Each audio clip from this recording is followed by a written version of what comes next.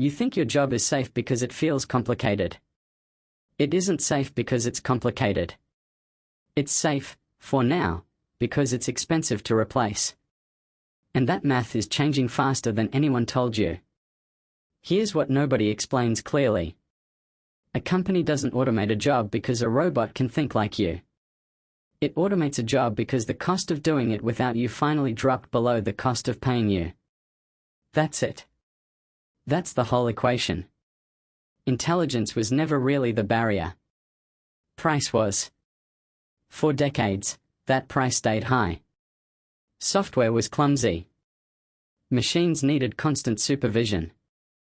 The expensive part of replacing a worker wasn't the technology, it was making the technology reliable enough to trust. Reliability was slow to build, and slow to build meant expensive, and expensive meant your job stayed exactly where it was. That protection is dissolving in real time. Economist Erik Brynjolfsson has spent years tracking what he calls the productivity paradox of new technology, the strange lag between when a tool becomes capable and when it actually reshapes an industry. His research shows that lag used to take a decade or more. Right now, with AI tools, that lag is shrinking to a matter of months. The gap between "this could theoretically replace part of my job" and "this is already replacing part of my job" has almost disappeared. Think about what that actually means for you, personally, this year. Not some abstract worker in a factory. You. The tasks in your job that take a report and summarize it. The tasks that draft a first version of something before a human polishes it. The tasks that answer a predictable question the exact same way, 40 times a day.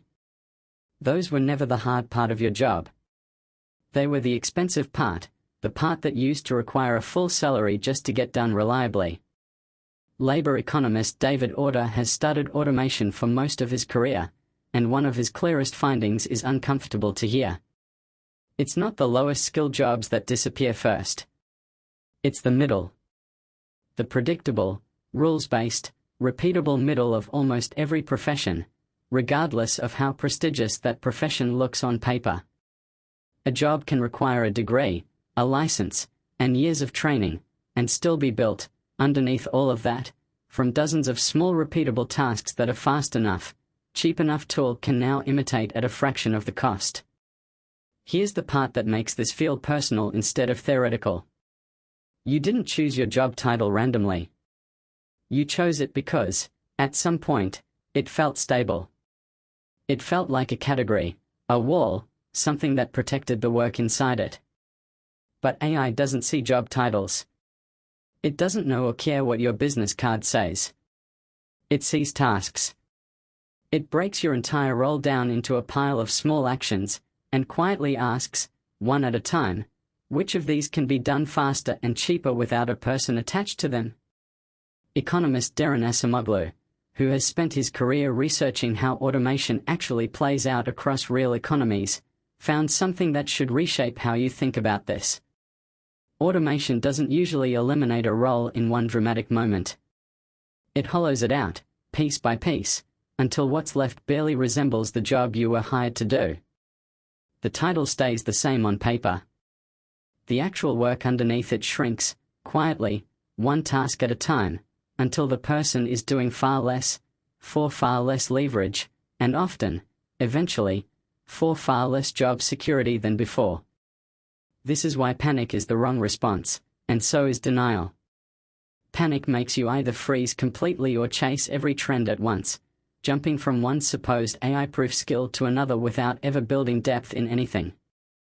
Denial makes you assume your specific job is somehow the exception, the one role too complex, too human, too nuanced to ever be touched. Almost everyone who has said that in the last 3 years has since watched at least part of their role get automated anyway. What actually works looks almost boring by comparison. First, you audit your own role the same way a company would, honestly, without ego. List the tasks you do in a normal week. Circle the ones that are repeatable, predictable, and rules-based. Those are the tasks quietly becoming cheaper to automate every single month, whether your company says so out loud or not. Second, You look at what's left after you cross those tasks out. That remaining list, the judgment calls, the relationship management, the messy, ambiguous problems nobody's fully solved before, that's not what's disappearing. That's what's becoming more valuable, precisely because it's the part that's hardest to compress into a repeatable task. Your job security isn't tied to your job title anymore. It's tied to how much of your actual day lives in that second list. Third, you treat AI tools as a lever, not a threat, deliberately, on your own terms, before someone else decides for you. The workers who are struggling right now aren't struggling because AI exists. They're struggling because they waited for their employer to make the decision for them, and by the time that decision arrived, they had no say in what their new role would look like. Learning to direct these tools, instead of quietly competing against them, is currently one of the highest leverage things you can do with a single free afternoon. Fourth, you stop treating your resume as a fixed identity and start treating it as a portfolio of tasks, adaptable as the underlying work shifts. The workers with the least anxiety about automation right now aren't the ones in the safest sounding job titles. They're the ones who've already separated their sense of professional value from any single fixed title, and attached it instead to a set of transferable judgment skills that move with them, no matter what the org chart says next year. None of this requires you to become an engineer overnight, or to predict exactly which tasks disappear first. It requires something much less dramatic.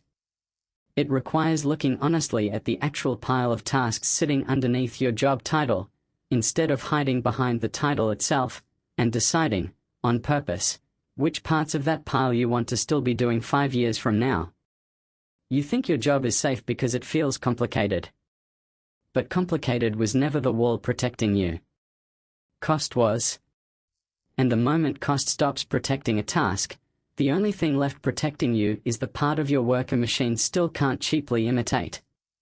Find that part. Build it on purpose. That's the only job security that was ever real in the first place.